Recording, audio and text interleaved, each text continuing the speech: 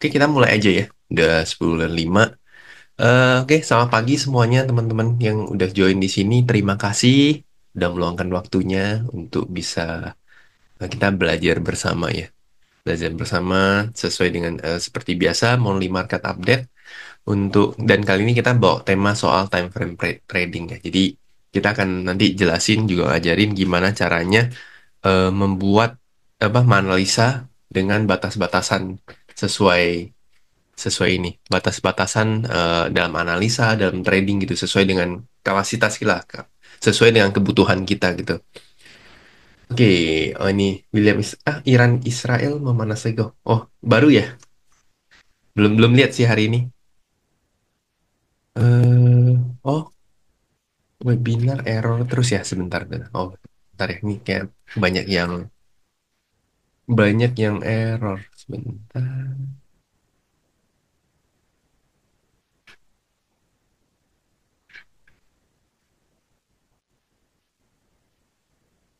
eh Sebentar, ternyata banyak yang nggak bisa masuk.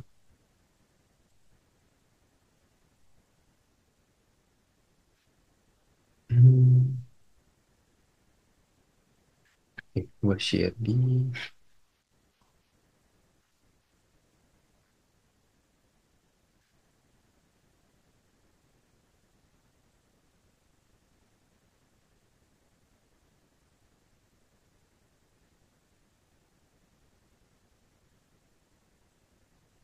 grup. Oh, wah, komoditas lagi dong. Komoditas lagi main. Oke, oke, oke. Ya memang sebenarnya eh, Timur Tengah itu belum belum kelar-kelar sih. Jadi kayak maju mundur maju mundur. Jadi ntar rame, abis itu udah enggak, ntar rame lagi, abis itu udah enggak. Jadi ya kayak gitu terus sih. Makanya that's why kenapa harga komoditas itu tetap stay di atas mungkin 60 sampai kalau yes oil itu sekitar 60 sampai 70 ya kalau di kondisi sekarang. Tapi kalau eskalasi perangnya makin membesar itu mungkin bisa running di atas 80 lagi. Tapi kalau Timur Tengah udah nggak terlalu bermasalah, harga oil mungkin bisa gerak di level 50-an gitu. 50-60 itu level normalnya eh, oil ya. Ya. Oil kan mother of mother of community ya. Jadi yang men-trigger pertama dulu itu adalah oil dulu, baru habis itu yang lain-lain. Oke, kita mulai aja. Oke, selamat pagi. Ini ada yang baru join juga. Thank you. Sorry, tadi mungkin ada kendala di link ya. Jadi sulit untuk masuk. So, eh kita mulai aja. Kita hari ini akan bahas time frame trading, tapi sebelum itu kita juga akan update beberapa monthly market ya. Apa yang terjadi dalam sebulan ini. Ya ini kita disclaimer on dulu ya, seperti biasa. Kemudian, nah kita sorry ini belum keganti. Oke ya, pembahasan kita saat ini itu apa yang terjadi dalam sebulan ini ya. Kemudian ekonomi Amerika Serikat akan seperti apa, China akan seperti apa, Indonesia seperti apa. Nah ini ada indikator global seperti biasa. Kemudian kita akan belajar soal time frame trading sama saham yang menarik mungkin yang bisa kita pantau ya. Oke, yang pertama kita lihat apa yang terjadi dalam sebulan ini. Kita dari Amerika dulu. Nah, Amerika kalau kita lihat menanti pemangkasan suku bunga kedua di tahun ini ya. Jadi sebenarnya kalau menurut saya tuh sentimen Amerika itu udah nggak terlalu men-trigger market ya, terutama market kita ya karena suku bunga udah dipangkas, artinya sensitivitas terhadap eh, suku bunga itu udah nggak terlalu besar seperti sebelumnya lah. Jadi perlahan akan turun. Nah, ini sesuai ekspektasi tahun ini itu akan ada dua kali pemangkasan tingkat suku bunga oleh the Fed ya. Which mean kemarin September udah dan sekarang di ekspektasiin November. November ini kemungkinan akan di-cut sebesar 25 basis point ya. Tapi di samping itu juga data ekonomi masih cukup baik ya. Kemudian inflasi perlahan juga menurun seiring dengan kalau kita lihat mungkin apa ya ekonomi perlahan melemah juga data data tenaga kerja itu juga perlahan melemah ya, di mana lagi-lagi yang men-trigger The Fed akhirnya memangkas tingkat suku bunga di September itu adalah bukan inflasi, bukan PPI segala macam, tapi lebih ke data tenaga kerja. Ketika tenaga kerjanya udah mulai melemah, disitulah dampaknya akan lebih besar karena orang udah nggak bisa menghasilin duit kan. Jadi otomatis orang akan mulai apa? Orang akan mulai untuk tidak bisa spending dan lain sebagainya gitu. Oke, oke. Kita akan lihat beberapa datanya ya. Suku bunga berpeluang tuh kembali memangkas tingkat suku bunga ya. Sorry, The Fed berpeluang tuh kembali memangkas tingkat suku bunga di November sebesar 25 basis point. Kalau kita lagi lihat, kita lihat dari CMA ya. CMA Fed Watch Tool. CMA Fed Watch Tool itu dia punya peluang 90% akan terjadi cut rate ya. Target rate probabilities for 7 November 2024 Fed meeting ya. Jadi akan ada sekitar 25 basis point gitu. Terus kalau kita lihat core inflation dan inflationnya, core-nya udah cukup stabil ya, walaupun September sedikit menguat, cuman inflasi secara keseluruhannya udah mulai melemah. Kalau kita lihat eh, tingkat inflasi tahunan di Amerika Serikat melambat menjadi 2,4% ya. Ini secara keseluruhan. Level terendah sejak Februari 2021, namun masih di atas perkiraan 2,3. Penurunan harga terjadi pada sektor tempat tinggal dan energi. Nah, kalau kita ingat-ingat lagi dulu yang men-trigger inflasi US itu susah turun itu adalah dua hal ini. Jadi kalau inflasi secara keseluruhan kan ada food, energi, shelter, kemudian yang lain-lain lagi ya, nggak eh, apa. Nah, itu yang membuat dulu-dulu tuh inflasinya tetap stay high itu adalah yang pertama energi, kemudian adalah tempat tinggal, shelter gitu-gitu eh, itu yang membuat inflasinya masih tetap tetap terjaga gitu. Kemudian sementara harga makanan dan transportasi meningkat.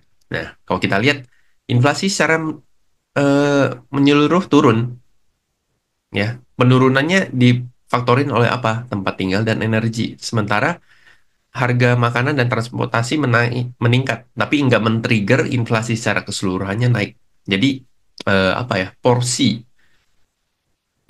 dari eh, shelter, energi, ya food, transportation itu tempat tinggal dan energi itu yang paling besar gitu ya. Kemudian inflasi inti tahunan naik menjadi 3,3, lebih tinggi dari ekspektasi investor yang mengharapkan 3,2% ya. Nah, jadi sebenarnya ini bukan sebuah masalah lagi lah gitu. Jadi ini udah toh udah mau mencapai 2% dikit lagi gitu loh. Jadi udah nggak terlalu men-trigger. Kemudian PPI-nya juga. Nah, ini istilahnya harga harga bukan harga di pasar konsumen tapi harga di produsen. Harga di produsen mungkin bahan baku lah segala macam. Nah, ini didatain sebagai PPI ya. Makanya disebut eh, Production Price Index gitu. PPI inti masih cukup kuat di saat PPI secara keseluruhan sudah melemah ya. Kalau kita lihat core-nya masih cukup kuat, masih cukup bertahan ya.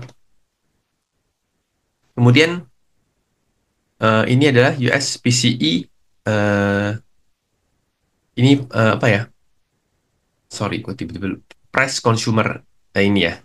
Ini lebih ke inflasi dari tingkat konsumennya ya, spendingnya, expenditure-nya, consumer expenditure-nya seperti apa. Ya kalau kita lihat core PCE eh, masih cukup kuat ya, masih cukup kuat untuk oh sorry, ini kayaknya datanya salah. Oh ini. Nah, unemployment rate bulan September masih mengalami penurunan dalam 2 bulan terakhir. Jadi kalau kita lihat tingkat pengangguran di Amerika Serikat turun menjadi 4,1% pada September 2024, terendah dalam 3 bulan, turun dari 4,2% di bulan sebelumnya, dan mengejutkan pasar yang memperkirakan tidak akan ada perubahan. Nah, jumlah pengangguran berkurang dari 281 ribu menjadi berkurang 281 ribu menjadi 6,83 juta. Sementara jumlah pekerja meningkat 430 menjadi 161 juta. Partisipasi angkatan angkatan kerja tetap stabil di 62,7% dan rasio penduduk yang bekerja meningkat dari 60% menjadi 60. Jadi sempat meningkat ya. Tapi employment rate-nya sempat meningkat kalau kita lihat dari sini ya. Peaknya mungkin di Juli, Agustus, tapi habis itu udah sedikit mulai mereda lah. Dalam artian apa? Ketika unemployment rate-nya menurun, artinya orang share screen-nya belum nampak ya? Sorry, sorry. Kelihatan nggak?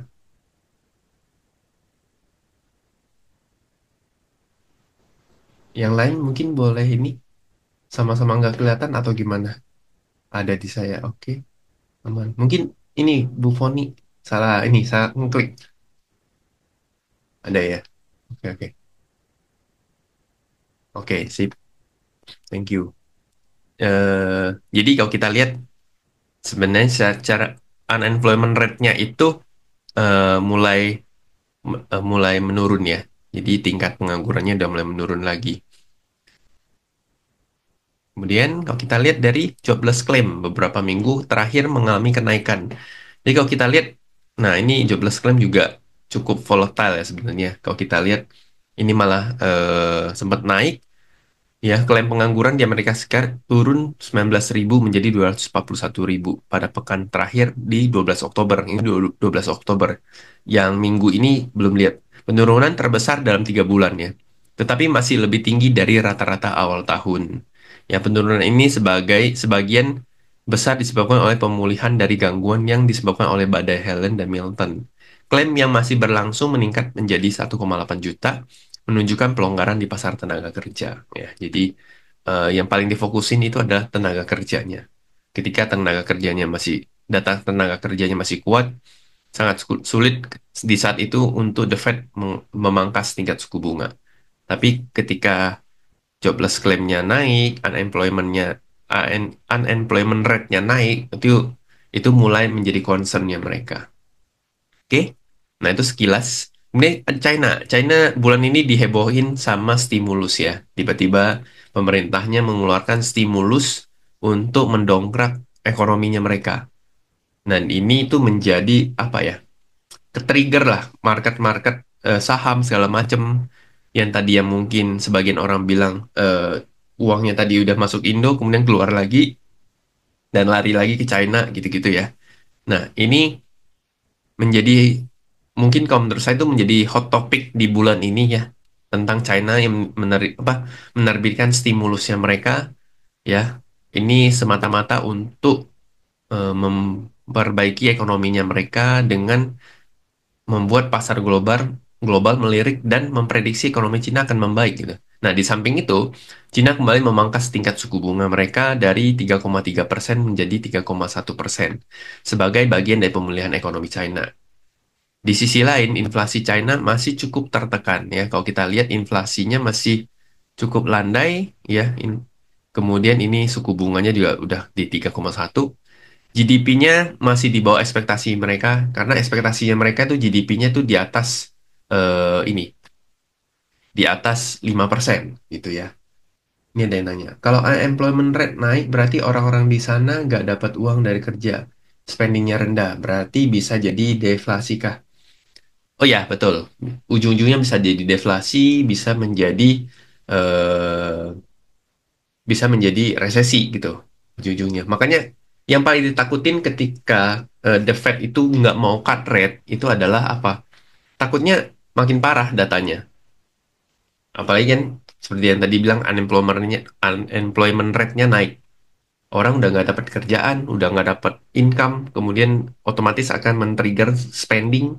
Ketika spending yang turun, otomatis kan itu mempengaruhi produk-produk yang beredar itu jadi nggak laku. Otomatis perusahaan mau nggak mau harus efisiensi, pengetatan, karena produk yang dijual tidak laku. Nah itu jadi semua itu berhubungan ya. Jadi kayak satu cycle gitu lah. Ini nggak bisa dipisahin gitu. Jadi nggak bisa dipisahin. Tapi begitu satu sisi dari dua ditembak, misalkan pemerintah memberikan kelonggaran terhadap perekonomian, mungkin memangkas dalam hal ini memangkas tingkat suku bunga, otomatis bunga utang segala macam udah lebih ringan, otomatis. perusahaan berani untuk misalkan pinjam uang di bank untuk ekspansinya mereka. Nah, di saat itu mereka bisa menjual produknya lebih murah, otomatis bisa membuat eh, masyarakat bisa berbelanja lagi. Nah, ketika saat itu kemudian lapangan kerja dibuka lagi, nah ekonominya mulai bergairah lagi. Jadi antara unemployment rate, ya, consumer spending, inflasi, PPI, segala macam suku bunga itu benar-benar kayak satu bola gitulah. Satu bola yang saling berkaitan gitu. Titik-titiknya saling berkaitan, nggak bisa dipisahin gitu. Nah, salah satunya peot, ya, satu sisi bolanya peot, itu pasti akan mempengaruhi pergerakan si bolanya gitu. Jadi semuanya akan berpengaruh gitu, gitu ya. Nah, begitupun ketika kondisi di 2022 energinya, harga energinya naik, otomatis itu membuat COGS ya, cost of goods perusahaan itu naik. Nah, itu membuat harga produk jadi naik. Nah, otomatis orang mulai membatasi spendingnya karena harga produk mahal. Nah, inflasinya naik gitu. Kan inflasi itu ada dua hal ya. Ada dua kategori lah. Inflasi itu bisa naik, bisa turun. Yang pertama kan dari sisi demand. Kemudian kedua itu kan dari sisi eh, cost ya, dari sisi biaya. Cost push inflation atau demand pull inflation. Nah, yang tidak bagus sih sebenarnya menurut saya itu adalah cost push inflation. Seperti yang terjadi di 2022, di mana energi naik, biaya bahan dasar segala macam naik, bahan baku naik, itu men-trigger orang untuk susah untuk spending karena harga makin mahal. Nah, tapi kalau demand pull inflation ini sebenarnya cukup bagus. Jadi inflasi itu naik itu bukan berarti jelek, enggak. Yang jelek itu ketika dia terjadi hyperinflation. Inflasinya naiknya gila-gilaan. Nah, itu nggak bagus. Mau dua hal demand apa demand pull inflation dari sisi permintaannya naiknya gila-gilaan itu harus dikontrol gitu. Karena jatuhnya nanti spending orang gede tapi sisi investmentnya nggak jalan. Jadi makanya direm gitu. Ya karena kalau inflasinya terlalu panas, tiba-tiba itu bisa collapse gitu. Karena kan ketika demand-nya makin tinggi, otomatis kan produsen akan membuat barangnya makin banyak. Harganya bisa lebih tinggi lagi. Nah, ketika tiba-tiba mereka udah nggak sanggup belanja lagi, itu bisa hard landing. Jadi makanya itu ada istilah soft landing dan hard landing gitu ya. Nah, kita balik lagi. eh yang ditakutin ketika the Fed tidak cut rate, itu akan bisa terjadi hard landing. Tiba-tiba ekonominya anjlok. Karena orang udah nggak mampu untuk bisa beli gitu. Karena apa? Mau pinjam duit, suku bunganya tinggi, bunga bunga pinjamannya tinggi. Kemudian mau ngapa-ngapain juga semua hal mahal gitu. Kayak gitu. Nah, di sisi lain ketika the Fed di saat itu cut rate-nya terlalu besar, itu pun juga bisa jadi hard landing gitu. Jadi serba salah memang. Jadi harus benar-benar nge-cut rate-nya itu nggak boleh sembarangan gitu ya. Oke, kita next. Ya, kita lihat balik ke China. China ini eh saat ini lagi mencoba untuk ini ya. Apalagi kalau nggak salah kan Indonesia itu join ke BRICS ya. BRICS itu kan isinya ada Rusia, ada China, India, Brazil, ya. Ini negara-negara negara-negara yang di sebelah barat lah istilahnya, gitu. Ya, Eh, ini China itu berusaha untuk bertumbuh karena kenapa saya concernnya di China ya di kali ini ya karena ketika China lagi bagus otomatis kita juga akan bagus sih secara ekonomi bukan secara stock market ya tapi secara ekonomi karena kan ya tau lah gue sering ngomong kita tuh ekspor impor 40% 40% itu ke ini ke apa ke China gitu loh jadi apapun yang terjadi di China pasti at least sekurang-kurangnya akan berimpact ke kita ya nah kita akan lihat paket stimulus China itu ada pemotongan GWM perbankan ya, kemudian bunga sentral bank dan suku bunga KPR ya. Jadi sebenarnya ini tuh untuk menyelamatkan propertinya. Jadi yang membuat China akhirnya kesusahan itu adalah propertinya mereka. Propertinya tuh oversupply gitu. Jadi demand-nya nggak ada, jadi itu jadinya Jadinya berimpact kemana-mana gitu. Kemudian stimulus untuk stabilisasi pasar saham ya. Ya ini mereka juga menyuntik dana ke pasar saham melalui sekuritas-sekuritas, melalui broker atau bonds gitu-gitu. Kemudian peluncuran special bonds China, China ini mungkin China New Year sebesar 2 triliun. Ya, jadi menyuntik special bond ini untuk apa? Untuk dapatin duit. Gitu. Artinya dia menerbitkan bonds. Oke. Kemudian kita lihat dari sisi Indonesia. Indonesia, deflasi masih menghantui Indonesia ya. Di sisi lain, bulan ini merupakan pelantikan pemerintahan baru Prabowo Gibran. Ya, kalau kita lihat inflasi secara bulanan itu masih terjadi deflasi ya, minus. Bahkan di September kemarin minusnya masih cukup besar, malah membesar gitu, malah membesar 0,12 minus 0,12%. Jadi kalau misalkan kalau kita lihat eh, data-data ekonomi data-data ekonomi Indonesia itu kalau dari sisi inflasi mungkin iya, mungkin teman-teman kita semua Bapak Ibu juga pasti ngerasain lah. Sekarang tuh kayaknya jualan apapun susah. Bahkan saya beberapa kenalan di Tanah Abang juga, termasuk mertua saya yang jualan di Tanah Abang juga merasakan, oh ya beberapa bulan ini benar-benar sepi gitu. Jadi itu terdeflect ya, terrefleks ke datanya gitu. Nah, oke. Kemudian kalau kita lihat dari inflasi secara keseluruhan secara year on year itu masih di 1,84%. GDP terakhir kita masih di 5,05% ya Q2 ya. Dan interest rate kita masih terakhir ditahan di level 6%. Jadi saya rasa BI Rate mungkin akan menunggu The Fed untuk ngekat lagi baru dia akan ikutan. Kalau yang kemarin kan dia ngekat duluan, terus akhir bulannya The Fed memutuskan untuk mangkas. Nah, kali ini kayaknya dia akan menunggu eh, The Fed dulu. Dan saat ini kan selisih dia dengan The Fed kan 1%. Jadi ada kecenderungan dari dulu itu antara BI rate sama BI rate sama the Fed apa Fed fund rate itu bedanya 1%. Jadi mereka akan selalu maintain di 1% gitu. Apa selisihnya gitu ya. Nah, kita akan lihat beberapa mungkin bisa jadi sentimen untuk Prabowo Gibran ya, sentimen market kita ya, mungkin sampai tahun depan ya. Ini yang pertama adalah sentimen soal penghapusan BPHTB dan PPN rumah ya. Ini sentimen ini direspon cukup bagus ya. Ini tentu akan bisa men-trigger itu juga akan men-trigger permintaan terhadap rumah ya. Ini bisa jadi sentimen baik untuk sektor-sektor properti ya. Jadi perlu saya tekanin lagi. Jadi sentimen yang ada di market saham ya di pasar saham itu belum tentu kadang tuh belum tentu kejadian di ekonominya. Belum tentu kejadian. Jadi jangan sampai kita ini termakan oh berarti ini bakal kejadian nih. Soalnya dari sektor sahamnya bergerak. Enggak, belum tentu. Sektor saham itu bisa digerak oleh opini, oleh oh ya opini atau sentimen lah gitu. Tapi belum tentu kejadian gitu. Belum tentu kenyataannya terjadi gitu. Belum tentu kenyataannya misalkan program ini dilaksanakan. Belum tentu hasilnya itu akan sangat signifikan gitu. Belum tentu. Tapi di sisi lain kalau kita berbicara di pasar saham, ya ini akan jadi sektor apa? Jadi sentimen yang bagus gitu loh. Jadi sentimen yang bagus.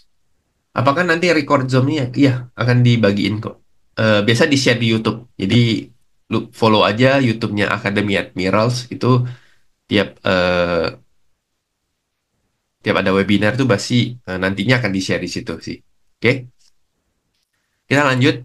Kita akan lihat dari sisi, nah ini juga ada program 3 juta rumah Prabowo ya. Ini program ini subsidi juga, subsidi dalam rumah-rumah murah ya.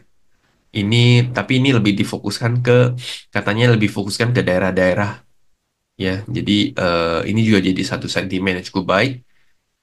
Perbankan, semen, konstruksi ya. ini akan jadi sentimen. Nah, belum dan siapa tahu tender offer, tender offer ya, tender offer dari nanti program 3 juta rumah ini misalkan didapat di salah satu eh, emiten saham yang ada di IISG, ya itu mungkin bisa jadi sentimennya baik gitu. Oke, kemudian program makan siang. Nah, ini yang masih dikulik terus, ini yang masih jadi perhatian apakah ini bisa. Walaupun kalau kita lihat beberapa bulan terakhir kan ada beberapa daerah termasuk DKI Jakarta itu juga udah mulai mencoba untuk menerapkan ya, apa istilahnya eh backtest ya, istilahnya backtest kalau kita coba untuk program makan siang itu seperti apa gitu. Ya, ini biasa lebih ke consumer lah. Terus ya. Oke, kita akan lihat dari indikator global. Nah, kita akan lihat dari sisi rupiah. Rupiah sendiri kalau kita lihat masih cenderung akan sideways ya. Mungkin akan bergerak di level 16.300-an sampai 15.300-an sampai sekitar 16.000. Jadi akan menurut saya akan di maintain sampai akhir tahun ya. Kemarin saya sempat ngambil di sini 15.000 10 rupiah gitu ya. Itu lumayan sampai sekarang. Ini masih dipegang sih, walaupun kemarin mau jual tapi nggak keburu di sini. Bahkan sekarang kan gampang banget kan, tinggal tinggal switch doang kan. Kalau saya sih pakai Blue BCA, itu gampang banget. Tinggal kayak tinggal swipe doang. Kalau yang main kripto tuh tinggal swipe. Misalkan kita punya 10 juta di rekening, terus kita buka akun falasnya, dan buka akun falasnya tuh gampang banget kalau saya di Blue BCA tuh gampang banget. Jadi tinggal eh, penuhi beberapa syarat, kemudian nanti dia approve. Begitu dia approve, udah tinggal switching doang. Misalkan rekening tabungan kita punya 10 juta. Ya udah, mau di switch ke dolar, tinggal switch aja 10 juta itu. Gampang banget. Jadi ntar mau di switch balik lagi juga gampang. Dan itu rate-nya menurut saya cukup bagus. Jadi buat itu jadinya buat pilihan kita lah. Kalau kita lihat kan sebenarnya kalau kita bayangin dulu kalau kita mau tuker tuker apa tuker uang segala macam kan mesti ke money changer, terus rate-nya juga lumayan tinggi. Nah kalau sekarang kan juga udah sekarang tuh lebih gampang lah gitu, tinggal switching switching aja ya. Jadi saya lihat rupiah itu masih akan bertahan di sekitar 15 di bawah 16 ribu lah itu sampai akhir tahun. Kemudian kita akan lihat dari sisi DXY ya. DXY ini sempat turun ke level 99 hampir 100, kemudian perlahan ini dia naik ya, tapi harusnya nggak terlalu jauh ya pergerakan dari DXY ini. Kemudian oh sorry, kelupaan. Kalau kita bandingin antara dolar indeks sama rupiah ya, itu saya melihat rupiah kita cukup kuat. Karena apa? Karena ketika dolarnya lagi menguat, rupiah kita masih cukup bisa bertahan gitu loh. Masih cukup bisa bertahan. Naiknya nggak, melemahnya nggak terlalu signifikan banget lah gitu. Karena di sisi lain, kenapa bisa gitu kok? Karena itu inflow-nya kita banyak duit luar tuh masih ada di Indonesia lah istilahnya. Masih banyak di bonds gitu-gitu ya. Nah kalau kita lihat DXY tadi udah dibahas ya. Jadi di saat DXY-nya masih terus menguat, tapi di sisi lain rupiah kita juga masih bisa menguat gitu loh. Jadi rupiah kita saat ini juga udah cukup strong sih. Kemudian kalau kita lihat dari gold, nah ini goldnya mungkin ujung-ujungnya bisa nyampe 3.000 ya. Ini kalau kita lihat masih ada target sampai sekitar 2.800 ya. Bahkan mungkin bisa mencapai 3.000 untuk gold. Jadi kalau misalkan Bapak Ibu beli emas batangan di awal tahun, sekarang itu udah profit mungkin sekitar 40%. Lumayan ya. Kalau setahun 40% pegang gold itu lebih dari lebih gitu ya. Karena masih naik-naik terus itu. Ya harusnya prediksinya tahun ini atau mungkin awal tahun depan itu mungkin akan sampai sekitar 3.000. Oke, kita lanjut. Nah, dari sisi US Oil, kita lihat dari sisi US Oil, US Oil masih cukup kuat ya di sini ya, masih bertengger di level 70 ya.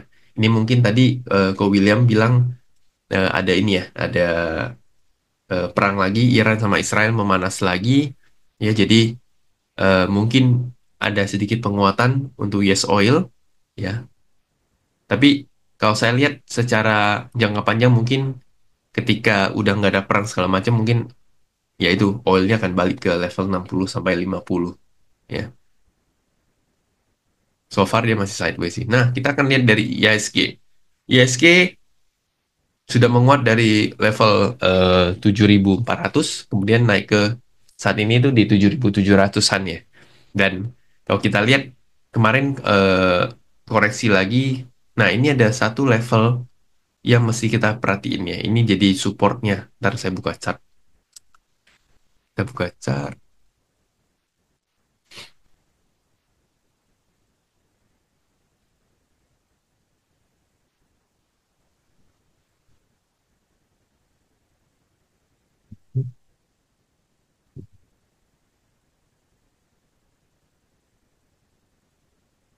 Ini kalau ada teman apa Bapak Ibu yang mau nanya silakan nih sambilan sambilan nanya. Koreksi kemarin karena sentimen sentimen apa kok? Koreksi kemarin tuh ini sih. Kayaknya ada reksadana yang redemption.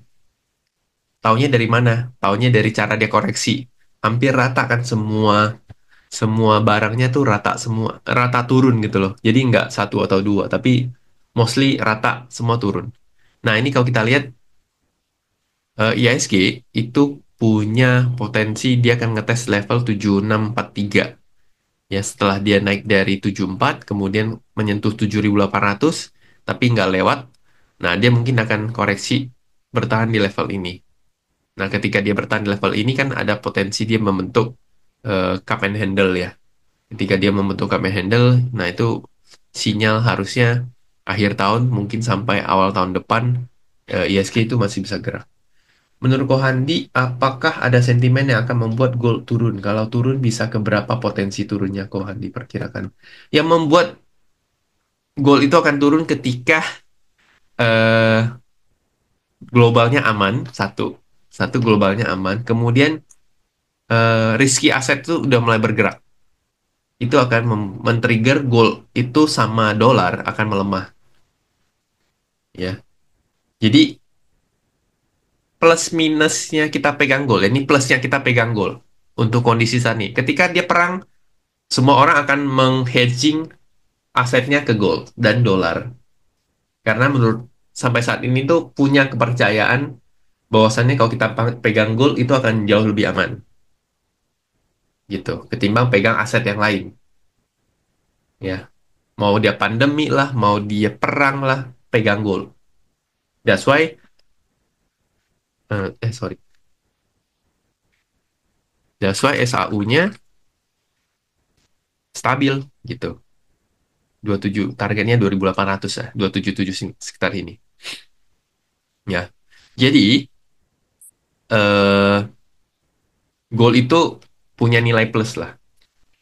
Misalkan kemarin eh, market katakan ekonomi US akan hard landing, otomatis kan itu akan berimpact ke negara-negara lain kan. Nah, gold juga akan tetap bertahan, itu, gitu ya. Kemudian eh, mau negara itu eh, katakan riski asetnya masih belum aman, pasti goldnya masih akan kuat. Tapi ketika riski asetnya udah mulai menarik, kondisi globalnya aman, nah itu biasanya gold itu akan minimal dia akan sideways. Minimal dia akan sideways. Bahkan misalnya kalau kita track back lebih belakang ya, pandemi itu, sorry, weekly.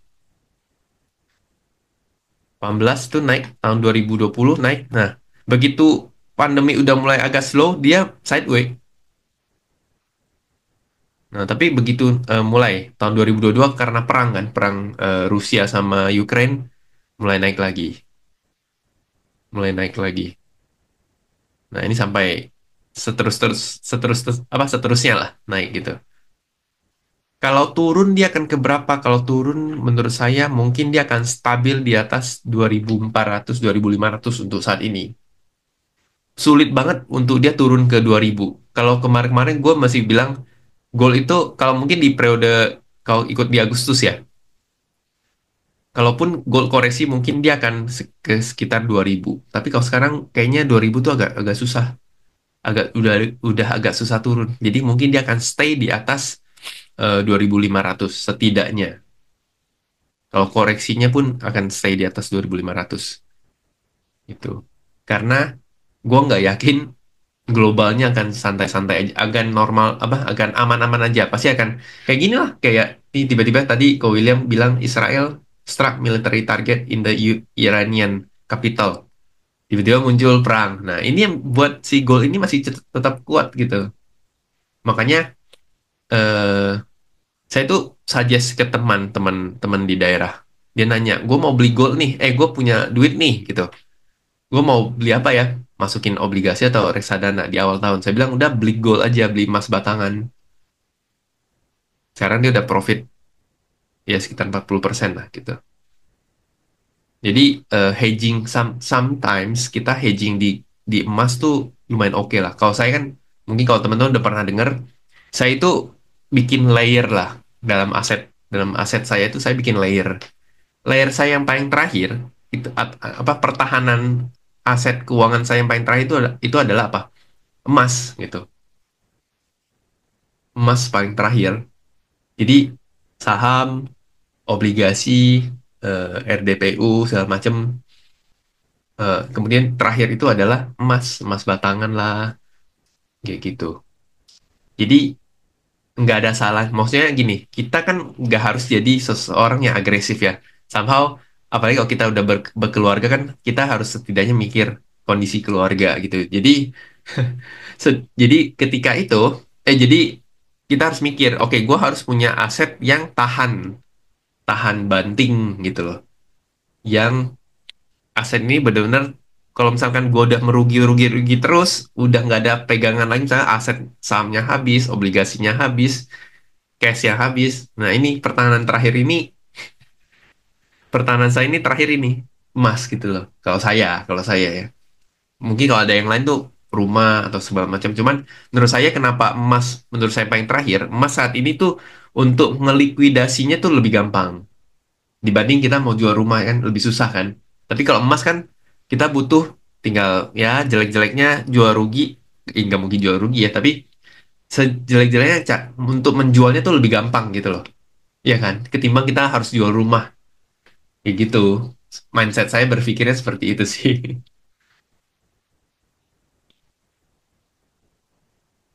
Sayang waktu lalu belum tahu Andi kalau tidak seperti itu. Iya, gak apa-apa, gak apa-apa. Nanti mudah-mudahan ada kesempatan dia koreksi, nanti kita bisa ini, bisa nambah. Kalau beneran turun di jangka panjang, apa ada kemungkinan company di Indonesia yang operasionalnya menggunakan batu bara shifting ke oil? Enggak akan.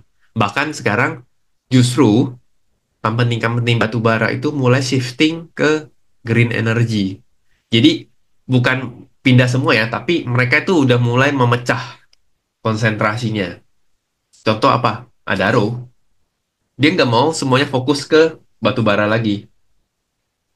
Kan sebenarnya batu bara ada limit ya. Cuman menurut saya itu limitnya masih 20-30 tahun ke depan tuh masih masih oke lah gitu, masih cukup gitu. Tapi mereka udah mulai pecahin. Secara bisnisnya mereka pecahin untuk ke green energy.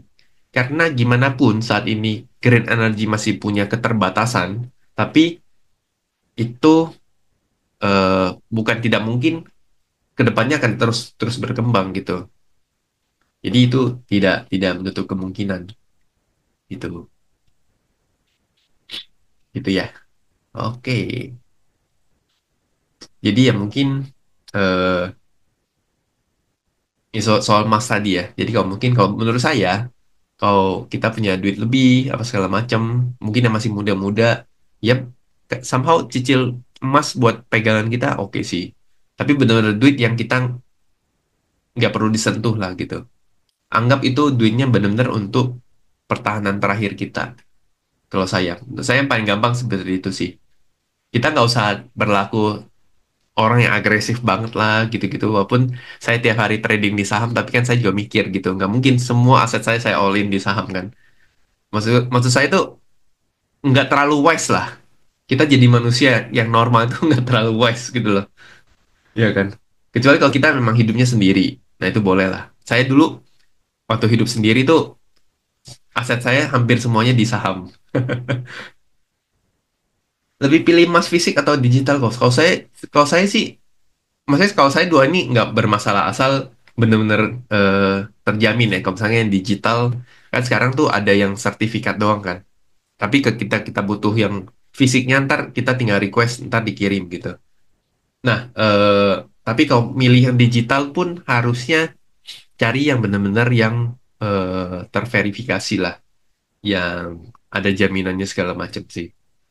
Kalau saya sih mostly masih fisik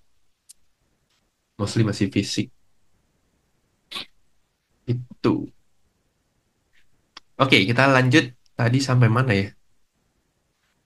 Sampai ISG tadi. Ya tadi ISG mostly harusnya akan bergerak sideways. Kalaupun dia nanti break 7.800 akan timbul pattern cup and handle, ya mungkin itu akan lanjut kenaikannya.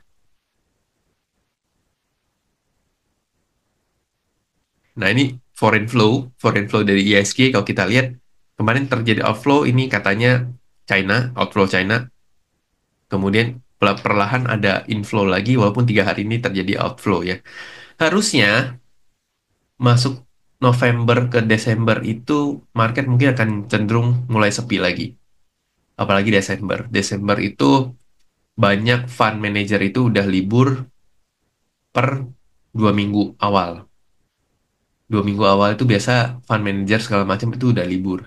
Jadi mereka udah nggak transaksi segala macam lah, kayak gitu. Jadi harusnya sisa November mungkin udah nggak terlalu rame ya. Kalau rame pun mungkin yang sektor-sektor yang apa istilahnya yang grup konglomerasi gitu-gitulah. Mungkin lebih terbatas sih lebih terbatas pilihan sahamnya. Itu itu ISG. Kemudian, nah kita akan belajar time frame trading. Sebelum kita masuk ke time frame trading, mungkin ada pertanyaan dari tem bapak bapak, bapak apa bapak ibu, silakan dari teman-teman ada pertanyaan nanti kita jawab. Ini udah saya jawab.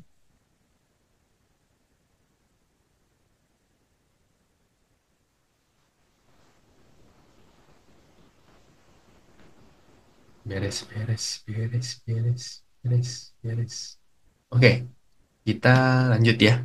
Kita akan belajar soal time frame trading. Jadi problemnya adalah eh, banyak orang itu bingung cara analisanya. Bingung cara analisanya. eh, Kadang kita maunya cuman day trade atau kita mau swing, tapi yang kita lihat time frame-nya yang kecil, yang cuman 1 5 menit atau mungkin yang 1 jam gitu-gitu. Jadi itu membingungkan. Nah, di sini kita akan belajar untuk menyelaraskan. Jadi kalau misalkan saya tipe swing trader, ya saya akan pakai time frame yang sebatasnya di mana gitu. 2 minggu awal Desember, apakah maksudnya tanggal 1 sampai 15 Desember? Iya, betul. Betul sekali. Betul sekali. Ya, pokoknya mungkin sisa-sisa dua minggu terakhir, 2 minggu awal tuh bakal masih ada rame lah. Tapi begitu lewat itu pasti berasa, sepinya tuh berasa gitu. Sepinya mungkin kayak Jumat kemarin gitu. Jumat kemarin kan gerakan tipis-tipis doang kan. Gitu. Jadi karena udah banyak yang libur. Nah, kita balik lagi ke sini. Jadi, apa sih time frame trading? Time frame trading itu adalah periode analisa dan trading yang digunakan untuk mengetahui batas analisa secara periode. Jadi, kita akan belajar, oh, kalau saya misalkan day trade, saya membatasi penggunaan time frame-nya berapa gitu ya. Nah, ini mempermudah kita untuk analisa. Jadi, sometimes ketika nanti kita ngobrol lagi analisa bareng sama temen, ternyata kita time frame-nya beda, pasti hasilnya akan berbeda gitu. Oke. Nah, apa fungsi mengetahui time frame? Yang pertama, mengetahui kebutuhan trading kita. Jadi, kita tahu, mungkin kita udah tahu, oh, gue mainnya tuh sukanya yang harian. Ya udah, karena kita udah tahu hari kebutuhan kita, maka kita tinggal sesuaiin time frame-nya seperti apa. Kemudian sejalan antara trading dan analisa kita itu yang paling penting sih menurut gua. Karena banyak dari kita misalnya gini ya, kasusnya adalah ini ada satu orang nanya, ini contoh doang sih. Tapi kebanyakan gua, maksudnya kasusnya pernah saya sering ketemu. Ini satu orang nanya, kok saham ini eh, gerakannya gimana? Tentu saya akan menganalisa menggunakan time frame yang saya pakai kan. Nah, ketika dia akan nanya ke orang lain lagi, misalnya nanya ke OMY atau nanya siapa, dengan time frame yang berbeda, pasti hasilnya akan berbeda gitu. Kalau kita tanya seseorang trader yang mainnya swing jangka panjang, pasti dia akan kasih view yang jauh. Tapi kalau kita tanya ke seorang scalper atau seorang day trader, pasti dia akan kasih view yang lebih pendek gitu. Jadi kalian juga pun harus menyesuaikan. Jadi kalian harus tahu, oh ini orang tuh time frame-nya jauh apa enggak. Apakah time frame orang ini tuh sesuai sama kita atau enggak gitu. Jadi biar enggak apa ya, enggak bias gitu lah. Karena banyak dari kita tuh kadang nanya-nanya orang, tapi ternyata bias gitu. Tapi kata si orang ini segini kok gitu. Nah, biasanya ketahuan kalau misalnya orang bilang, tapi kata si ini harga saham ini bakal ke sini kok gitu. Begitu dicek, oh ya, karena orang ini benar time frame-nya yang panjang gitu. Makanya kalian juga harus aware sama hal itu, ya, biar nggak bias. Oke, kita akan lihat. Jika time frame sudah dikuasai, maka saat melakukan analisa teknik, kan kita sudah tahu batas mana dalam melakukan analisa, ya. Kemudian, time frame sesuai jenis trader. Nah, ini gue langsung kasih scalping. Mungkin teman-teman ada yang sing scalping. Biasanya diumumin pakai 5 sampai 15 menit. Itu udah cukup banget lah. Ya, analisanya 5. Nanti kita ada praktek juga. Kita akan lihat. 5 sampai 15 menit. Itu scalping udah cukup banget. Bahkan mungkin kalau scalping pakai eh, tape reading, lihat order book aja udah cukup gitu. Kemudian day trading biasanya analisanya.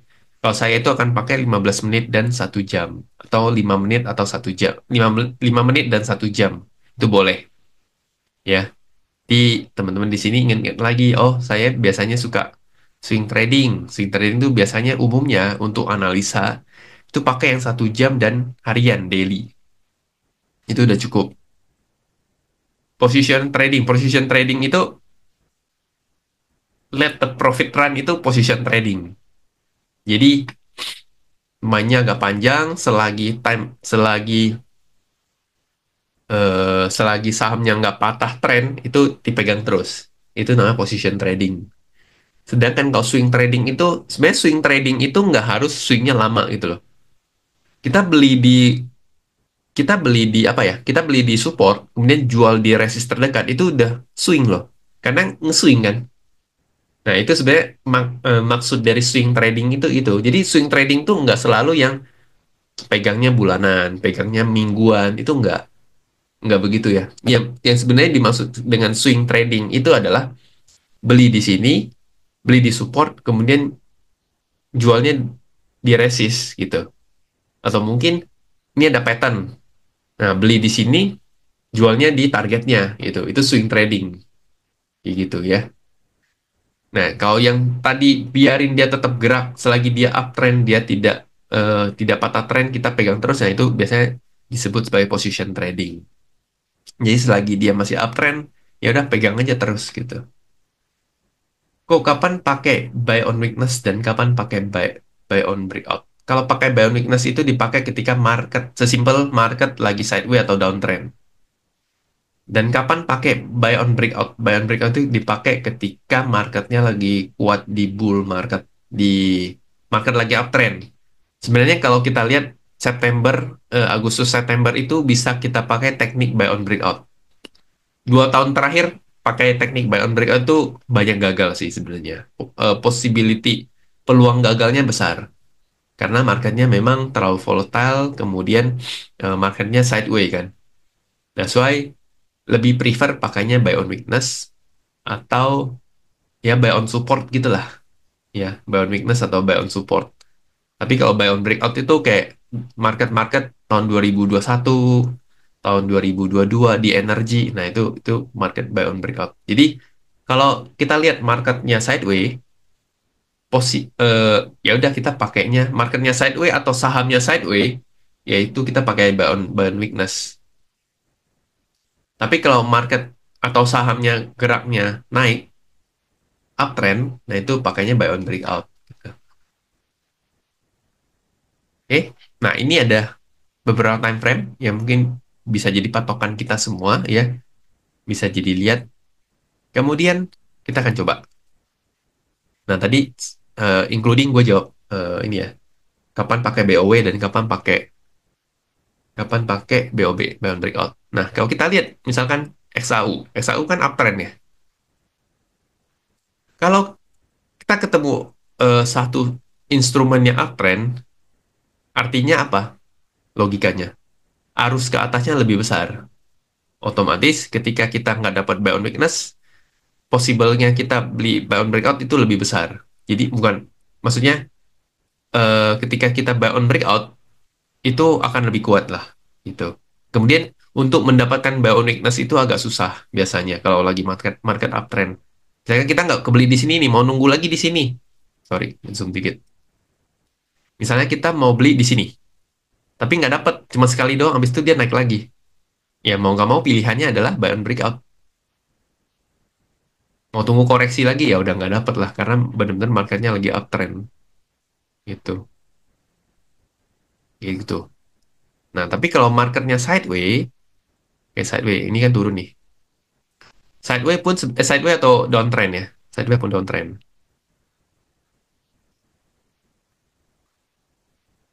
Sideways atau downtrend. Nah kita bisa manfaatin swing swing low-nya ini, swing high. Nah gini, beli di sini, jual di sini. Kepentok nih, rasa-rasanya kepentok di sini. Ya udah, jual. Beli lagi ketika dia mulai menyentuh level ini. Contohnya seperti itu sih biasanya kalau prakteknya. Ya kan? Sampai dia tidak membuat low baru lagi. Nah, ini udah mulai sideways seperti ini. Ketika dia udah mulai sideways seperti ini, udah ngetes berapa kali, nah kita biasanya bisa spekulatif buy di sini lah. Buy on weakness. Kalau dia sudah tidak membuat eh, tren apa low baru, itu artinya ada possible sahamnya itu masuk sideways atau udah mulai uptrend. Kita lihat UNVR. Hmm, Unilever. Unilever. Unilever lihat. Dia turun terus. Dia udah sempat sideways di sini. Tapi time frame kecil ya. Dia naik. Tapi kepentok lagi di sini. Akhirnya turun lagi. Unilever. Ya jadi kalau biasanya tricky sih kalau main di saham-saham yang sideways itu saham-saham yang downtrend tuh lebih berbahaya lah. Kalau misalnya kita nggak bisa ngegambar. Contoh kemarin eh, Antam aman. Nah, kalau kita lihat kan, gue sempat bilang kayak di sekitar sini tuh kayaknya bisa mantul karena kena area ini kan. Walaupun dia galau beberapa hari di sini, tapi habis itu naik 3 hari. Tuh. Tapi koreksi lagi. Nah, kita lihat koreksi lagi kalau lewat sini bisa mantul. Kalau nggak dia ketahan di sini bisa balik lagi. Kalau dia ketahan di sini lagi, berarti dia udah mulai masuk fase sideways gitu. Jadi caranya. Emang harus lebih sabar sih sebenarnya, nggak boleh gegabah. Maksudnya begitu dia baru nyentuh kita udah beli, takutnya dia naik kan. Nah, lebih baiknya kita belajar lebih sabar. Beberapa hari turun, tahan dia beberapa kali ke sini baru naik. Ya, gitu ya. Itu secara strukturnya. Sabar aja gitu loh. Misalkan gini, kan akhirnya dia jebol kan. Walaupun ini pun kalau misalnya dia ke sini sideways, ada possible juga dia jebol, tapi ada possible juga dia mantul ke atas. Gitu. Ini, nah, apalagi bergerak di level dekat-dekat MA200 ya. Memang secara indikator dia belum ada momentum untuk menguat lah, kayak gitu. Bahkan cenderung mungkin harusnya akan mulai sideways untuk si apa aman gitu ya. Kemudian nah kita akan coba time frame ya. Mungkin ada request sama apa? Coba ketik. Oh ini ada nanya. UNVR. Bentar. UNVR kalau secara monthly chart ada divergent kok. Hmm, benar. UNVR. Ya, secara ini pun ada divergent ya. Secara apa? Iya benar juga sih. Ini secara ini ada divergent. MACD pun ada divergent. Jadi kalau divergent itu sesimpel apa? Sesimpel sahamnya turun, tapi MACD-nya naik. Tapi ini belum begitu kelihatan sih sebenarnya. Belum begitu kelihatan. Ini patah juga sih ya. Ini patah kan karena laporan keuangannya. Jadi agak wonti-wonti. Coba lihat kita lihat. Biasanya yang suka divergent itu BRI. Nah, ini BRI turun di sini, dia udah mulai balik lagi ke atas. Saya zoom dikit. Nah, ini dia naik, ini dia turun, habis itu dia naik. Itu divergent. BRI itu suka divergent, suka nongol. Oke, requestnya Arna. Arna. Arna mbak lagi bagus ya. Nah, kalau kita lihat, kita katakan kita sebagai swing trader atau position trader. Dengan konsep, gua akan beli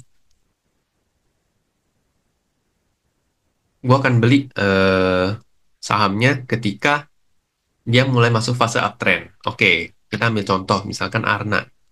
Mau dia ini pattern inverted head and shoulder atau rounding bottom ya. Intinya targetnya sama lah. Gua nggak terlalu mempermasalahin, oh ini harus pattern apa gitu-gitu. Cuman yang penting targetnya sama. Kalau seorang swing trader, eh, position trader, dia akan beli ketika buy on breakout di sini. 795.800. Begitu dia udah masuk ini kan artinya udah masuk fase uptrend. Udah mulai masuk fase uptrend kan. Kayak gitu. Nah, bedanya, contoh, kalau position trading itu dia akan lihat dari time frame yang lebih besar. Zoom aja lah, mungkin 2 tahun terakhir, 1 tahun terakhir boleh. Kita lihat posisinya di mana sih secara time frame besar. Oke, dia punya, sorry. Nah, dia secara time frame besar akan terjadi pembalikan arah ketika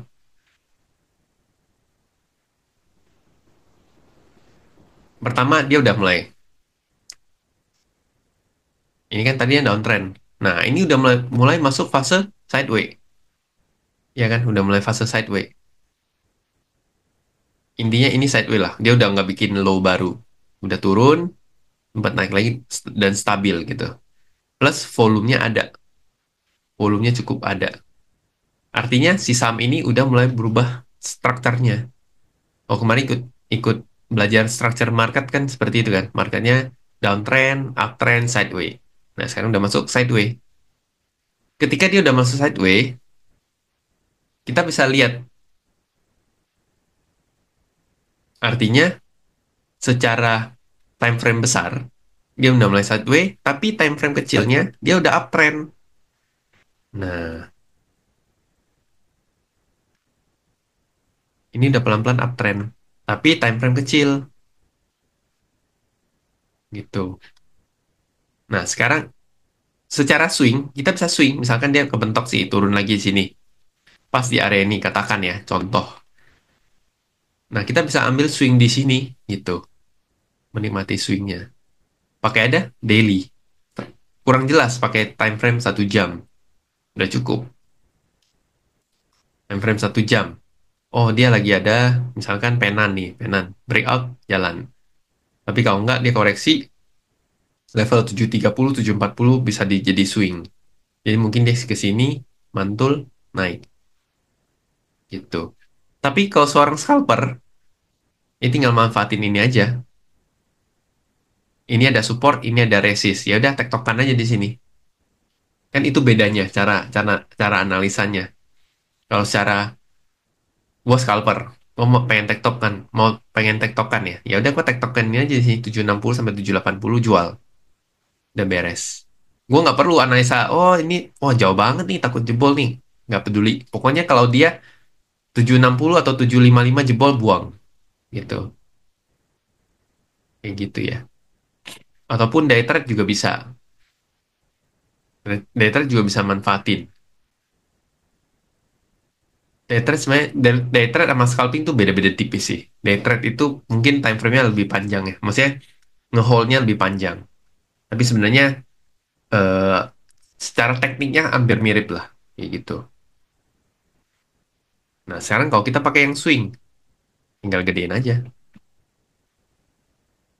Swing, dia udah breakout ini, either dia inverted head and shoulder, atau rounding bottom. Udah tinggal nanti beli di mana? Buy on throwback. Buy on throwback ya. Dia udah breakout, terus throwback. Udah throwback sih sebenarnya ini kayaknya bisa jalan lagi. Tapi kalau dia nyentuh level ini ya beli. Terus tinggal ngukur targetnya sampai kemana. Itu. Kebijakan anti-dumping yang disahkan untuk long term gimana ya? Ini kayak Arna tuh bagus sih. Gue belum pelajarin sih yang dumpingnya ini. Soalnya gue nggak punya, jadi gue nggak baca. Cuma baca sekilas doang sih dari Stockbit. Coba kita cek Stockbit. Sorry.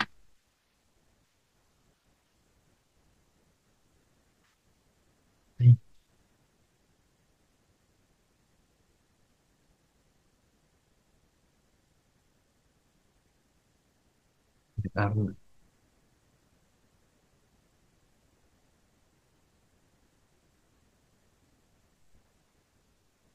Ini Arna tuh, ini tuh Arna tuh cocok untuk invest sih. Perusahaannya bagus, fundamentalnya juga bagus. Downside risk-nya tidak berlanjutnya insentif harga gas industri. Jadi dia udah nggak dapat insentif harga gas industri. Itu otomatis membuat bahan bakunya naik. Upside risk-nya diuntungkan dari program 3 juta rumah per tahun di era pemerintahan baru. Itu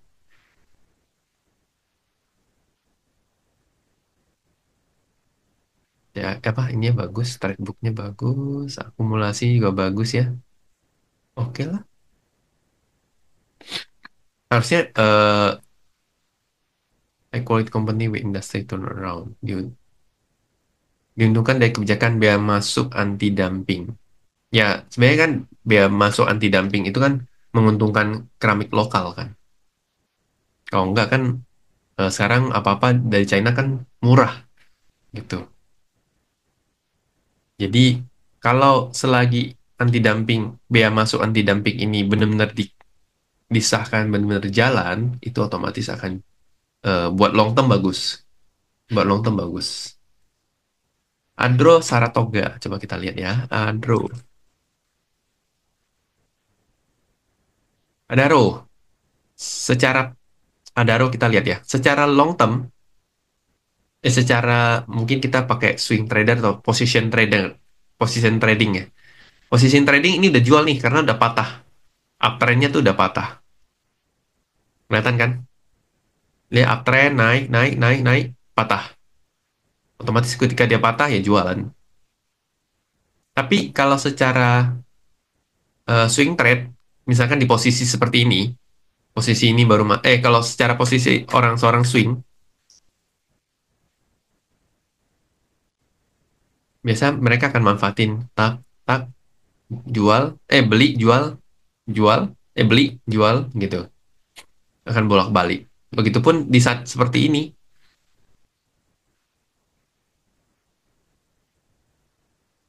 Nah, kan mulai sideway kan di sini kan.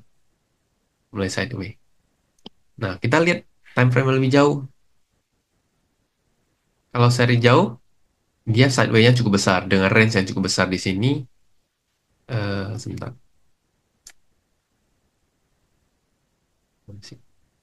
Nah, nah sideway-nya cukup besar untuk Adaro. Secara time frame besar cukup besar. Secara time frame besar masih sideway yang cukup range yang cukup besar. Tapi secara time frame menengah dia uptrend. Secara time frame kecil, misalkan 1 jam atau 5 menit, Nah, 5 menitnya mulai ada pembalikan.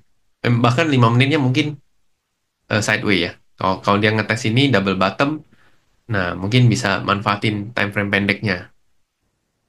Tapi kalau secara time frame menengah atau mungkin kita seorang swing, mungkin kita lihatnya bisa sampai sini.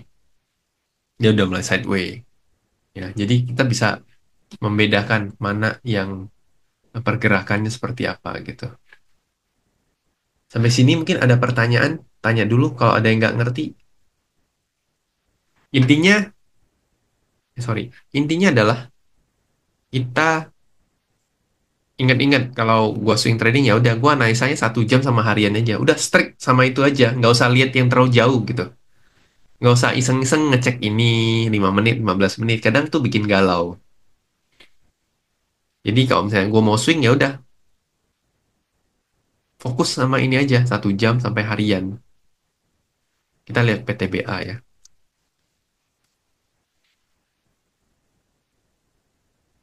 PTBA secara time frame jangka panjang. Time frame jangka panjangnya masih downtrend. Mungkin dia udah mulai sideways di sini. Nah, ini makanya kalau time frame jangka panjang PTBA itu kalau dia nge-break level 3.200 ya, anggaplah 3.200 jauhnya, jauhnya. Mungkin kalau dia udah mulai sideways, udah break ini mau position trading, nah ini masuk ke sini. Swing trading, swing jauh boleh. Tapi secara time frame besar masih downtrend. Kita cek time frame kecil, uptrend lagi ngetes nih level ini. Ini ternyata gagal, nggak bisa breakout, ngetes di level ini. Plus di sini juga ada support resisten ya. Di sini ada area sih, lebih ke area di sini. Apakah bisa mantul? Ya nggak tahu. Nah, ini artinya dia kan sideways kan di sini ada range sideways di sini. Bisa aja dia mantul ke sini lalu breakout. Bisa aja. Tuh. Nah, kita misalkan mau day trade. Day trade tadi eh, 1 jam atau 15 menit ya. Kita pakai yang 1 jam. 1 jam dia ada indikasi ini udah doji, doji, doji. Doji artinya masih netral ya, galau. Orang tuh masih galau. Tapi kalau doji, kemudian dia ini kan tweezer bottom, bisa disebut tweezer bottom ya. Kalau hari Senin dia break di atas 2.900, mending dia konfirmasi bisa naik ke atas. Nah, ini day trade bisa manfaatin lah gitu. Kalau kita day trade, kita bisa manfaatin kenaikannya. Sampai dia naik dengan volume yang ada. Volumenya cukup besar. Nah, kemungkinan powernya ada bisa mungkin 2.950 sampai 3.000. Itu kalau day trade. Jadi day trade yang kita gambar itu adalah yang kecil-kecil aja, yang deket-deket. Nah, sini satu, ini area sini ya. Kalau pusing pakai indikator, nah kelihatan. Ini ada MA 200, ini yang ungu ini MA 200, ini MA 20. Jadi kalau saya dulu diajarin nih, sampai sekarang sih, saya tuh sebenarnya kalau pakai indikator moving average itu cukup pakai MA 20 sama MA 200. MA 20 sama MA 200 itu bisa jadi support dan resisten dynamic. Jadi kalau satu saham kena MA 20, dia akan biasa akan turun gitu. Bukan akan turun, ya akan balik lagi lah istilahnya kayak gitu. Kalau ini kan berarti resistnya di sini, MA 20 kan, sampai ke sini, 2940. Kalau dia naik lagi ke 3.000, nah ini ada MA 200. Ini padahal saya nggak tahu loh tadi.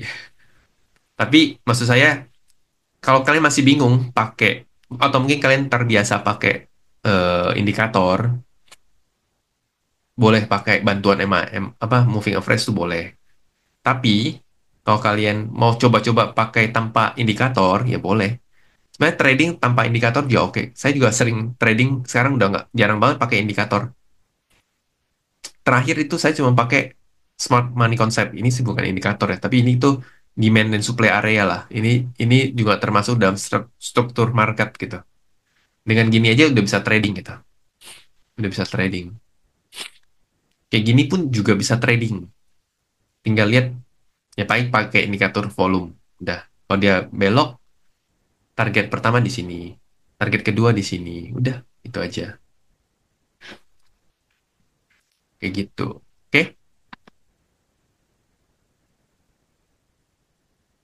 kalau position trading lebih jauh lagi. Pakai aja daily. Nah, position trading kan sebenarnya, kalau position trading, area sini kan sebenarnya nggak boleh masuk. Masuk ketika apa? Ketika struktur ini berubah. Struktur yang di sini nih. Sorry. Struktur yang di sini berubah ketika dia breakout.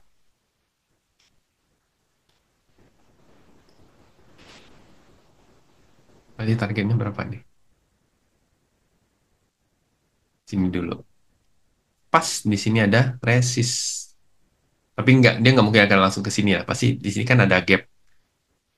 Nah, mungkin akan kepentok dulu di sini. Ada area-areanya di sini. Itu.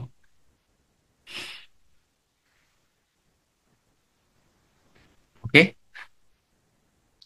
lanjut. Sebenarnya ini udah selesai sih. Mungkin kalau teman-teman masih ada kebingungan, masih ada yang belum jelas, tinggal nanya aja. Silakan. Oke, ini praktek udah. Nah, sekarang kita lihat dari sisi saham yang menarik. Saham yang menarik. Ini ada beberapa dong sih. Yang pertama, Java ya. Java gue lihat cukup bagus. eh Mungkin buy boleh sekitar 16.40, 16.30. Ini ada namanya pattern broadening weights. Cari aja ntar. Broadening weights. Ya, targetnya sekitar 1.900. Tentu ini nggak cepat ya, tapi swing lah. Swing, swing agak panjang. Ya. Kemudian ada ACES. ACES, ini juga saya lagi ngumpulin ya. Level-level sini. Kalau dikumpulin, SL-nya under 890 atau 880. Kemudian taking profit di sekitar 1050 sampai 1080. Soalnya ini ada, oh ini nggak kelihatan. Bentar saya buka dulu. ACES. ACES itu ada target, ada flag pattern di sini. Ada flag ya. Ini targetnya, flag pattern. Targetnya di sini. Targetnya ini udah kecapai. Targetnya ini udah kecapai kan kemarin di 900, 910. Habis itu dia tektokan. Nah, bikin flag pattern. Nah, saham-saham seperti ini tuh yang rapi menurut saya. Sangat rapi. Ya, dia ada falling wedge, kemudian gerak, naik. Sekarang lagi konsolidasi membentuk kayak semacam flag pattern ya. Flag pattern atau mungkin penan. Udah breakout, sekarang lagi throwback. Ya, kalau dia udah mulai belok lagi ke atas 950 akan menuju sekitar 1000 dan 1050. 1090 lah, dekat area sini. Kayak gitu. Tuh, Aceh cukup menarik. Kemudian BSDE. BSDE juga ya. BSDE ada sedikit eh, symmetrical triangle. Ya, walaupun tadi tutup di level 1225 ya kemarin ya. Nah, mudah-mudahan bisa pantul ya. Targetnya di sekitar 1450, 1490. Cuman BSDE biasa agak volatile ya pergerakan. Dia blue chipnya properti tapi agak volatile pergerakannya. Cuma biasanya dia lebih cepat lah dibanding misalkan SMRA ya. Tapi kalau BSDE sama CTRA itu lebih cepat biasa pergerakannya. Gitu. Oke, ini ada titipan ya buat teman-teman yang masih mungkin ada rekannya, ada teman-temannya mau belajar soal dasar-dasar dan strategi sukses investasi saham. Ini kita punya modul ya, modul yang bisa teman-teman beli seharga 1 juta rupiah dengan dapat 6 course di sini. 1, 2, 3, 4, 5, sorry, 5 course ya. Ini kita akan belajar soal banyak ya. Pokoknya cara-cara berpikir lah, mindset berpikir kalau kita mau investasi saham tuh harusnya seperti apa. Semuanya ada di sini lengkap, ada videonya, kemudian ada kuisnya. Jadi tiap kali selesai satu modul itu ada kuisnya. Itu buat belajar. Itu. Jadi buat teman-teman mungkin ada rekannya yang mau belajar untuk investasi saham segala macam boleh direkomendasiin materi ini. Gitu. Oke? Itu aja. Sampai di sini mungkin ada pertanyaan sebelum kita tutup. Silakan kalau ada yang mau bertanya.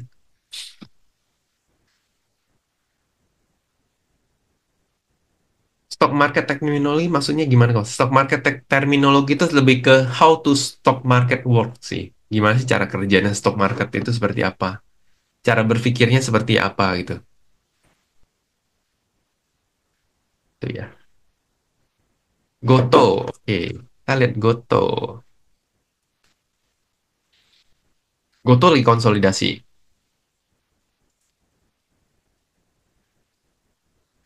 Ini gambar saya. Saya ngarepnya sampai 87 di sini dulu. Nah, sebenarnya ini dia ada eh saya ukurnya dari sini, kemudian ketemu di sini sekali, dia gagal, kemudian dia breakout. Lihat hari minggu depan kalau dia masih kuat di level 70 atau mungkin 68 69, maka ada potensi dia bisa menguat lagi ya. Eh dia ada sejenis pattern mungkin lebih ke sideway lah ya kalau contohnya seperti ini ya. Ya targetnya sekitar sinilah 88 sampai 90. Kalau coba kita cek secara indikator. Indikator dia udah di atas EMA 200, udah ngebreak EMA 200, biasanya cukup bagus ya. Gue pernah bilang satu saham, kalau saham ya punya tipikal dia dari sideway dari downtrend mau ngebreak EMA 200 biasa tuh butuh beberapa kali.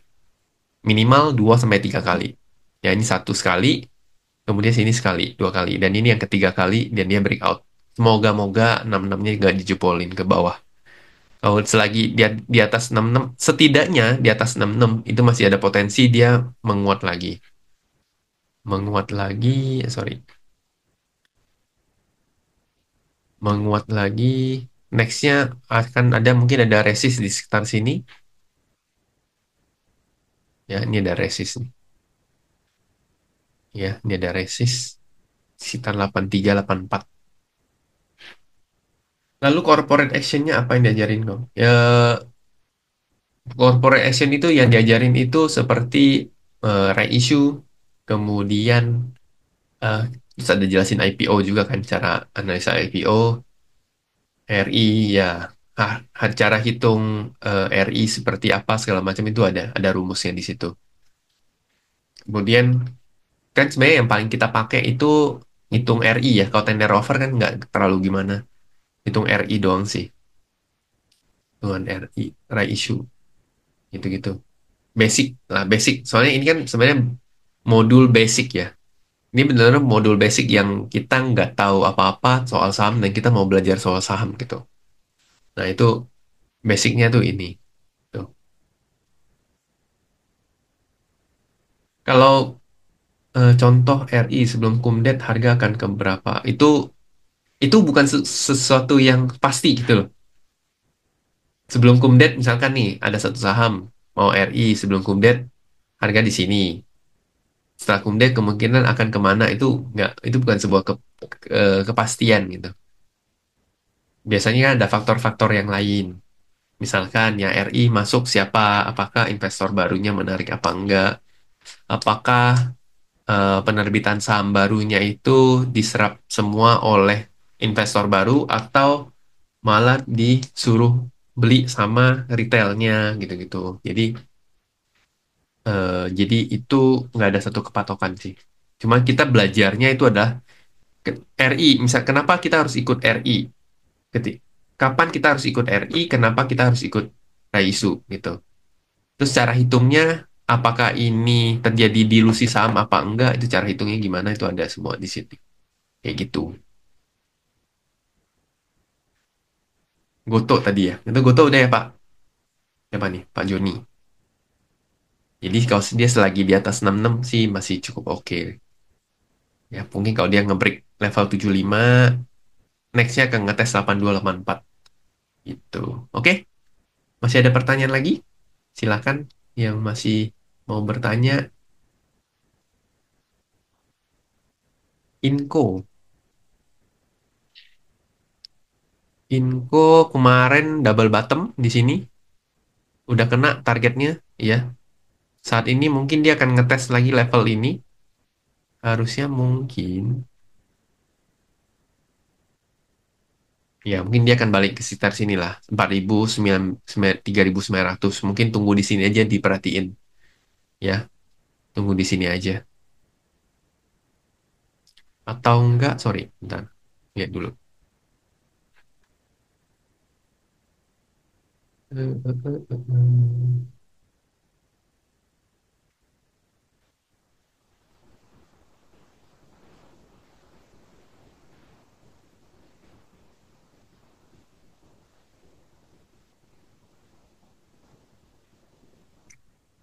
Oke, gini berarti kemungkinan kalau 3.980 yang nggak dijebolin, dia ada potensi untuk belok ke atas. Tapi kalau enggak, mungkin akan ke bawah lagi. Tapi bound weakness aja lah dekat-dekat sini. 3.300. Ini like forming flag ya kok. Ini bisa jadi flag ya. Kalau saya kemarin saya nariknya gini. Channelingnya harusnya mudah-mudahan ke depannya nggak jebol di bawah ini. Kalaupun jebol mungkin ya channeling flagnya juga bisa jadi sih. Sebentar. Gini ya. Set. Ya mungkin kalau jelek-jeleknya ngetes 1.600 lagi. Habis itu mungkin baru mantul. Berarti target kalau dia flag targetnya berapa? Anggap dia breakout sini. Sekitar 2000, 2090. Nah, tadi saya pakainya yang ini.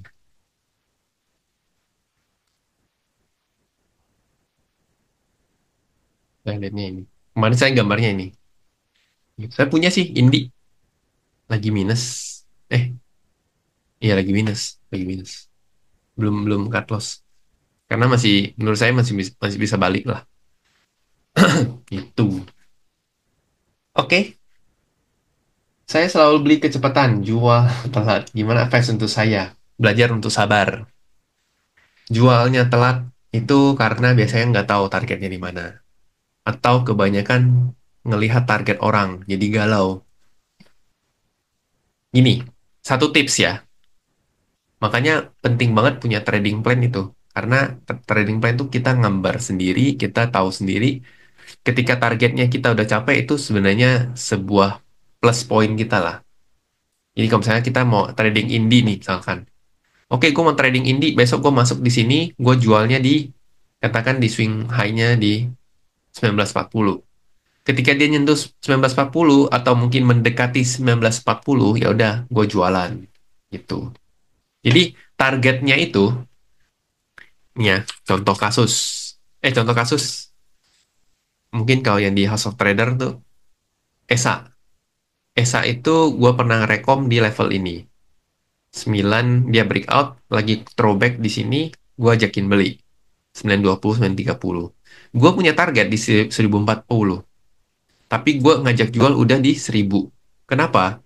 Karena ini laporan keuangan. Terus naiknya pagi-pagi. Terus mendekati, ya udah jualan. Kalau nggak jual nih turun lagi ke sini. Kayak gitu. Jadi, jadi kadang gambar target nggak harus pas targetnya di sini. Kasih aja beberapa tik di bawah. Nggak masalah. Ya, beda-beda 2 3 tik nggak apa-apa. Kalau dia habis kita jualan dia naik lagi, ya udah nggak usah disesalin. Namanya kita belajar. Ntar kita tinggal cari lagi masuknya di mana gitu. Masuknya di mana? Masuknya lagi di mana? Ntar kan tinggal kalau dia konsolidasi segala macem, ya masuk lagi gitu. Ya, kayak gitu. Nah, ini hoki-hokian kena targetnya bahkan bahkan lewat kan, tapi habis habis itu kempes si Bird. Ya gitu. Jadi eh kadang nggak harus paksa sampai ke sini. Jadi, tapi ya itu biasanya kalau jualnya telat, belinya kecepatan. Kalau beli kecepatan itu biasanya kurang sabar, takut ketinggalan kan. Belajar sabar aja.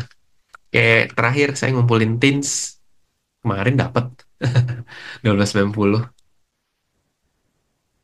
Ya mudah-mudahan besok mantul. Kalau nggak ya cut loss lagi. Kalau nggak ya cut loss gitu. Hmm, sabar-sabar aja. Makanya, eh, antri itu belajar sabar sih. Jual juga harus sabar tunggu sampai dia naik, atau ya kita setidaknya kalau mau jualan tuh harus ada target. Makanya penting banget punya trading plan. Terus jangan disesali gitu loh, jangan disesali. Oh udah kena target gue tapi dia masih terus naik gitu. Jangan disesali. Justru kalian harus eh, bersyukur. Oh, nggak, gua analisa sendiri, gue bikin trading plan sendiri, targetnya kena, ya udah hebat gitu loh. Nah, ntar kan tinggal evaluasi salahnya di mana, kenapa dia masih bisa naik. Bersyukur udah TP, jangan jangan pokoknya trading saham tuh harus banyak-banyak bersyukur. Kalau nggak bersyukur tuh kadang tuh jadi nggak hikmah gitu loh. Kalau udah dapat 5% terus dia naik lagi ke 10%, ya udah. Ya udah nggak usah dilihat lagi gitu loh. Untuk menghindari itu ya nggak usah dilihat lagi. Kalau mau lihat, kalau kalian lihat tapi dengan apa istilahnya, ya udah legowo gitu, udah gitu. Jadi trading saham itu harus balance, nggak boleh greedy, nggak boleh terlalu takut, nggak boleh terlalu greedy sama. Kan saya pernah bilang juga kan, kalau saya itu selalu tradingnya dengan nggak 100% ya, tapi selalu trading dengan eh, rules porsional, porsi. Kalau misalkan grade A ya saya akan trading 20% dari porto saya. Kalau grade B itu biasa saya akan trading 10% dari porto saya atau 15%. Tapi kalau saya nggak melanggar rules itu, biasanya tradingnya kacau. Biasanya tradingnya akan kacau gitu. Terus saya itu nggak boleh impulsif buy. Jadi bukan kalian doang nih. Kalian misalnya dengar siapa siapa beli ini, terus kalian ikutan tanpa analisa. Terus kalian rugi. Ya sama, saya juga. Misalkan kalau di house of trader kan ada partner trading gitu-gitu kan. Nah, kalau misalnya dia beli itu, terus gue ikutan tanpa gue harus ngecek dulu sahamnya, tanpa gue harus ngecek chart atau bid overnya, tapi cuma ikutan dia beli, biasa gue akan galau. Saya itu akan nggak tenang lah tradingnya. Nah, karena saya sadar sama kelemahan-kelemahan itu, jadi saya kurangin. Kalaupun misalkan partner saya call saham ini, saya ngecek dulu sendiri. Oke nggak? Kalau oke, saya masuk. Tapi kalau enggak gitu. Gitu. Tapi yang menurut saya yang paling nggak tahu ya, paling paling kena itu ada ketika tradingnya porsinya nggak sesuai aturan. Itu pasti ada aja. Dan biasanya mostly selalu akan cut loss. Gitu. Betul, yang naik lagi bukan rezeki kita, bersyukur aja bener. Bahkan kan sebenarnya eh, emang itu harus dilatih sih menurut saya ya. Karena ada kok senior yang senior mungkin kayak Bu Hendrawati tahu lah ya. Cifoni mungkin juga tahu ya, udah senior di market. Tapi dia jual nyesel, nggak jual nyesel, beli dikit nyesel, beli banyak nyesel gitu-gitu. Kayak gitu, jadi jadinya kan nggak bersyukur gitu kan. Jadi nggak enak secara hati itu nggak enak gitu. Yang jangan sampai kayak gitu loh. Apakah Bollinger Band bisa dipakai di multi time frame? Bisa, bisa. Bu Foni bisa banget, bisa banget. Kepake. Ini kan saya pakai. Bentar, saya matiin dulu ini.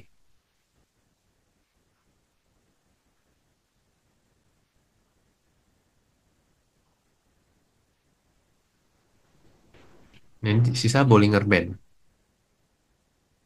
Misalkan Tins ya. Tins kan berarti, oh, kena EMA 20. Mid Bollinger. Dia punya kecenderungan,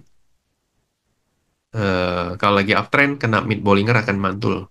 Coba kita lihat ya. Ini time frame daily. Kita lihat time frame hour, 1H. Nah, biasanya kalau scalping, pagi-pagi dia buka dan melewati, rulesnya gini. Kalau saya pakai Bollinger Band, misalkan nih, ini contoh sideways lah, nggak usah sampai sini ya. Contoh gini. Sini aja. Saya play. Oke, stop. Nah, contoh dia begini. Dia mulai keluar kan kadang tuh karena pagi-pagi buka kenceng banget turun kan. Keluar Bollinger kan. Keluar Bollinger seperti ini. Nah, ini kan sebenarnya kalau kasus ini Bollingernya lagi menghadap ke atas, ya lagi uptrend ke atas kan. Kemudian dia buka ke bawah. Nah, biasanya boleh spekulatif buy di sini. Tapi tentunya harus dilatih ya. Jangan bilang, ntar hari ini belajar begini, besok dipraktek langsung pakai duit yang besar. Jangan. Tapi latihan. Karena kita butuh feel kan. Butuh experience itu. Nah, begitu dia keluar dari sini, kita tampung. Dia akan naik. Contohnya seperti ini. Nah, saya itu lebih merekom. Nah, kalau ini kan mulai buka ke bawah. Kan prinsipnya Bollinger Band itu, kalau mulutnya ini makin menganga, otomatis itu tandanya pasarnya rame. Tapi kalau menganganya ke bawah, artinya dia akan turunnya lebih dalam. Yang paling bagus apa? Menganganya ke atas, arah atas. Kayak begini. Mana ya? Kayak begini. Menganga ke atas. Kalau ini kan menganga ke bawah kan. Tapi kalau dia menganga ke atas, oke. Gitu. Jadi boleh, bisa banget pakainya. Coba kita cek brand ya. Brand kemana turun? Nah, brand kena MA20-nya ya, mid Bollinger-nya. Mid Bollinger sama dengan MA20. Kemarin ditutup di level 7, 74. Kok di 74 sih? Oh, sorry. Astaga, sorry. Lupa, lupa matiin. Nah, 7 tutup di level sini. Daily. Nah, ini kan keluar kan, tapi menyempit. Nah, kita lihat aja apakah bisa mantul apa enggak. Bisa, bisa ada orang kok yang tradingnya di Bollinger gitu. Kalau saya nggak terlalu fasih untuk trading di range-nya inilah. Tapi kalau misalnya nangkap pisau pakai Bollinger Band seperti ini tuh bisa, bisa banget.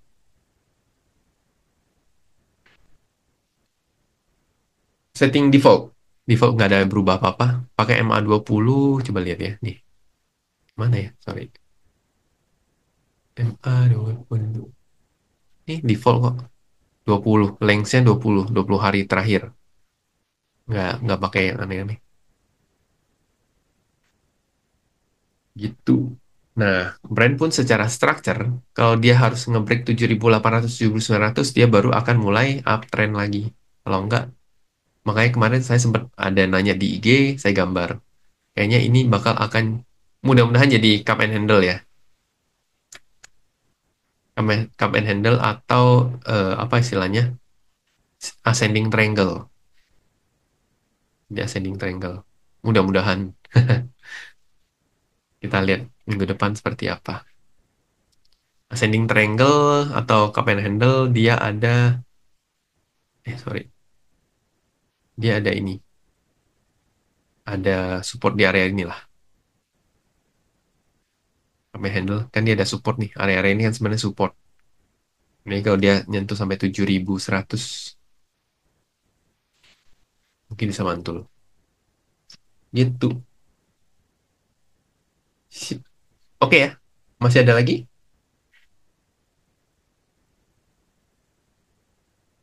Kalau udah nggak ada, kita akhiri aja perjumpaan kita hari ini. So, thank you banget buat teman-teman yang udah ikut, udah bertahan ya di webinar kali ini. Terima kasih atas waktunya. Semoga bermanfaat untuk kalian semua.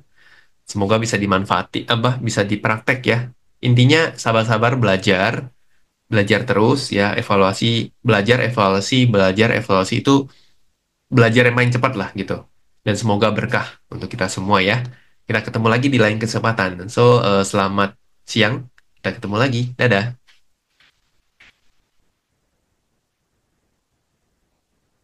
Share.